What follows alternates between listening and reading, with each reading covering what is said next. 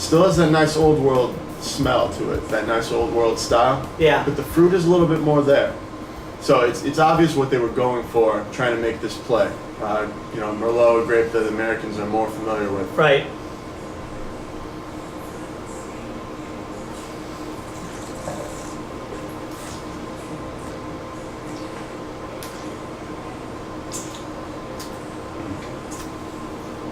It's still got it's got a fairly light body, but it definitely fills out, the edges a little bit more. Yeah, it's really interesting. It almost kind of does like a wave in your mouth. It's like it goes Merlot, and then it kind of, you get like the Corvina. To be honest with you, I haven't had straight Corvina. I've only had it in the Valpolicella, Rapassos, and the Amarones, but I kind of pick up that flavor now, and it does sort of an interesting thing. It almost does this like a flips it over. Yeah. It goes Merlot, and then it kind of comes back Corvina. Right. That's interesting. Yeah, it's a fun wine. Again, this wine works for me a lot with food as well too. Oh, definitely. I definitely did get that nice acidity burst in there. Yeah. Yeah. Or on its own, it doesn't. You don't need food with this wine at all. It's definitely nice on its own.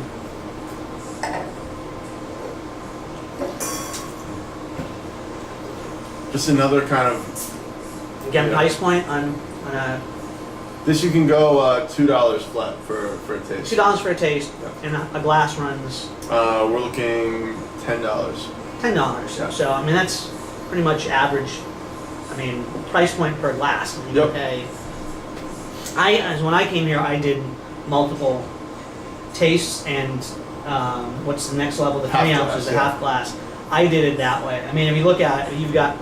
So if you did 3 glasses and they're each taste, or half. I like the half a little more because I could do 3 halves, and you're getting so much more exposure to different things, and it's sometimes you get bored with 1 glass, and it's great to mix it up without drinking too much too. I mean, you think about it, if you're the kind of person who wants to go out and have 2 glasses of wine and call it a night, you can certainly do that anywhere. You can definitely do it here, picking between many different wines. But for the same amount of wine and for basically the same amount of money, you could do 8 half. Absolutely. Half I mean, glasses, it's the experience. You're getting the experience. Yeah. You're getting the experience of the exposure to all the different wines, which makes it a lot more fun. Definitely. All right, so now this is special right here. I was able to get the last case available in the state of this vintage. This is a 2005. This is Washington State, which again, so I guess the theme has kind of been those value plays. Yeah, and Washington State has become so wannabe California, and they used to have so much more of their own terroir. Where I really loved Washington State back in the right around the 2000 or so, when they, it's almost it's kind of that it has slightly the California flavor profile, but less body, not as big and explosive.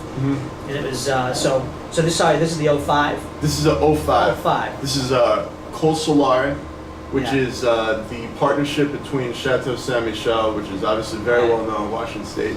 They reached out to different European winemakers and basically invited them to their their vineyards and said, "Here's what we have available. Take what you want and make a wine." And the family that they did this one with was the Antinori family, which is very, very famous. Right. Family name number 1 as far as Super Tuscan wines go. Yeah. So this is what they would call a Super Tuscan in Italy. It's what we would call a Meritage here. Yeah. It's a blend, Cabernet Sauvignon, Merlot, Cabernet Franc. 2005 was a much heralded vintage.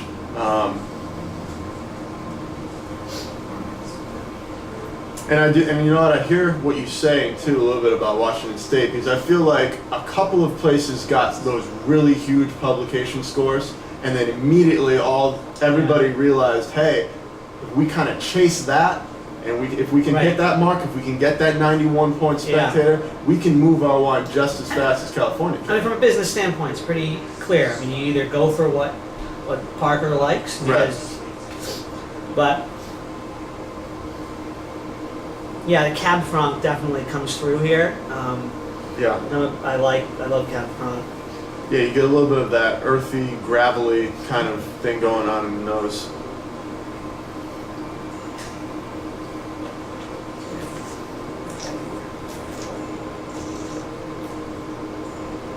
I get that big kind of cocoa, blackberry, some pine forest action. I like on this. And more. This is.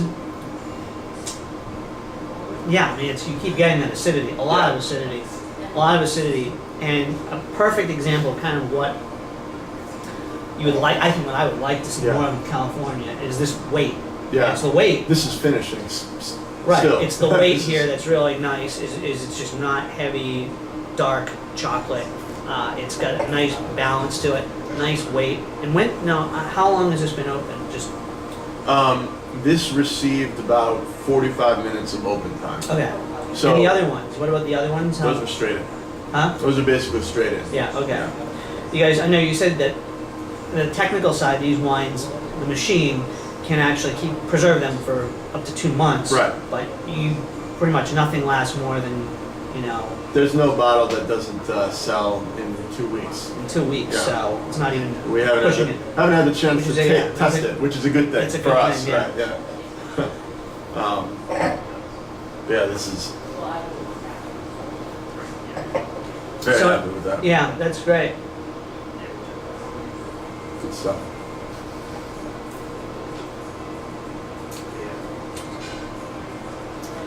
Yeah, I think it is.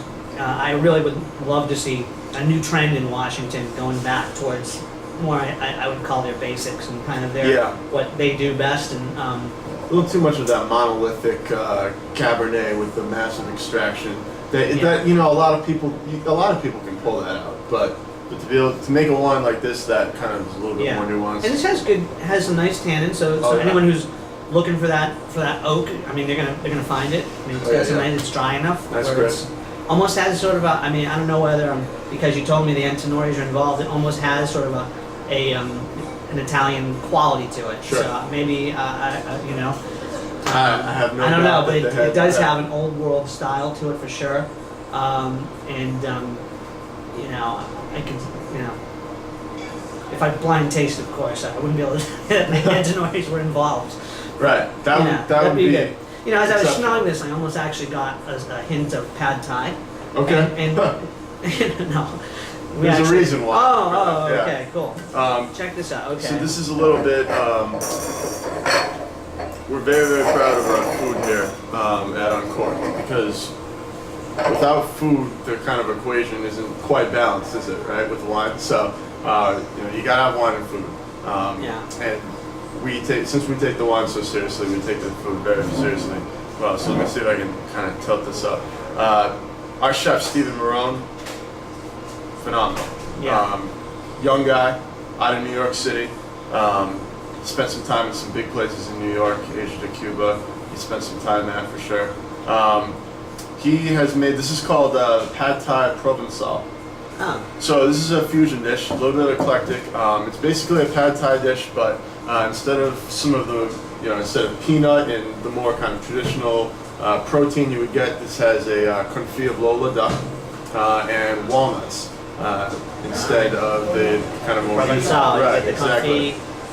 And it's done with a star anise creme and Thai curry spice. So delicious stuff. So. All right. Can I hold that up one more time? Here? I'm gonna taste it. We got silver red over here. Let's see. This will.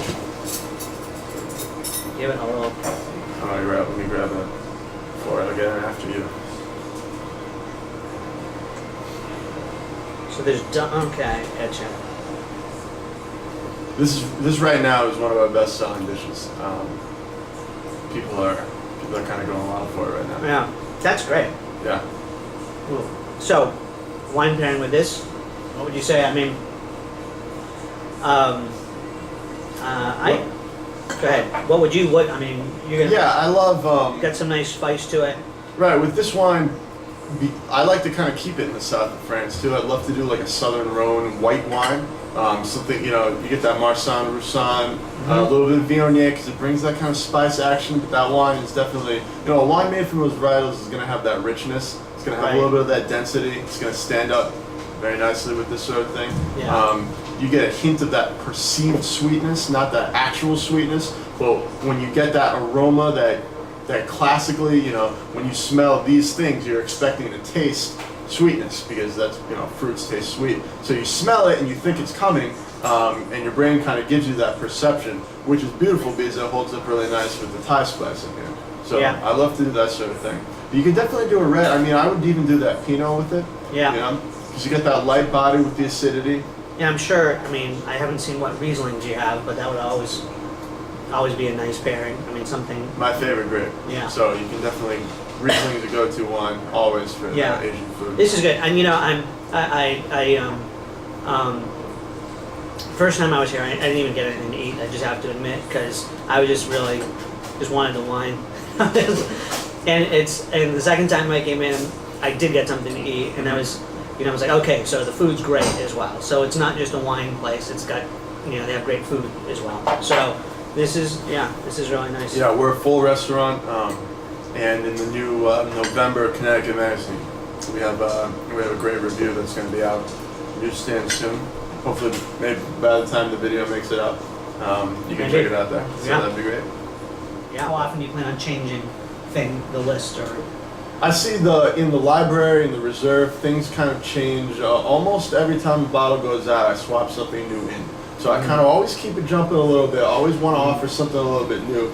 The whole list turns over pretty frequently. So every week, if you come in, you're liable to see 5 to 8 wines that are totally new. Just on a weekly basis. And you plan on keeping some core items or no? There are a few kind of cornerstone slots, but I don't necessarily always want to fill them with the same wine. So in other words, I always know I want to show a Napa Valley Chardonnay. Right. This is very popular, but I don't always want to have it be the same wine. So I'm going to try to kind of show you different examples at all times, but always keep that kind of cornerstone Napa Chardonnay because there are people who come in, they want that by name. Absolutely. As well they should.